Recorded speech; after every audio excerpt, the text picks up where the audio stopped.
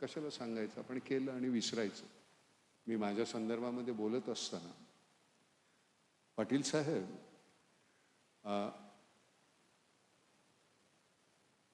आमचा तुम्ही खूप मोठा सन्मान करता. तुम्ही राजकीय मंडळी खूप मोठे आणि नॅशनल अवॉर्ड्स आहेत. सगळ्यात मोठा सन्मान केव्हा होईल, ज्यावेळी तुम्ही स्वामीनाथन आयोग जो आहे तो लागू केलात आणि आमच्या शेतकऱ्यांना त्यांचा रास्त भाव मिळाला ना. आम्हाला असं वाटतं की तुमच्या माध्यमातून मोदी साहेबांना एवढं हात जोडून विनंती आहे की तुम्ही स्वामीनाथन अंशतः लागू केलं आहे, ते पूर्णपणे जर तुम्ही लागू केलं मग तुमच्याकडे आम्ही कर्जमाफी किंवा आम्हाला पैसे द्या मागणार नाही. शेतकरी म्हणून माझी एवढीच तुम्हाला एक विनंती आहे. एकदा हे झालं ना तर खरं सांगतो, बाकी सगळ्याच गोष्टींचे भाव किती वाढले तुम्हाला माहिती आहेत.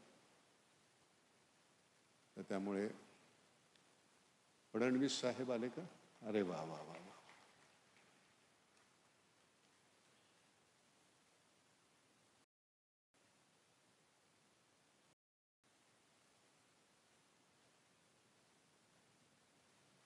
पाटील साहेब,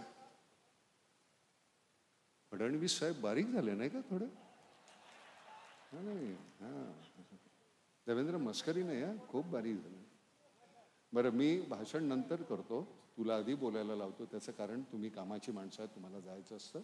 फक्त मी आत्ता काय त्यांना सांगितलं ते सांगतो. म्हटलं तुमच्या माध्यमातून आम्ही आमचा सन्मान तुम्ही खूप केला आहे. राजकीय मंडळींनी खूप मोठमोठा सन्मान केलेला आहे कितीतरी पद्धतीनं, अगदी घरं देण्यापासून सगळं केलं. एक शेवटचं मागणं मागतो असं मी त्यांना सांगितलं की तुमच्या माध्यमातून मोदी साहेबांना हात जोडून विनंती की स्वामीनाथन आयोग जो आहे त्याचं इम्प्लिमेंटेशन झालं, ते अंशतः आहे ते पूर्ण झालं, तर याच्यापेक्षा मोठा सन्मान नसेल आमचा शेतकऱ्यांचा आणि सगळ्या जनमानसाचा. मी विनंती करतो फडणवीस साहेब, तुम्ही बोला.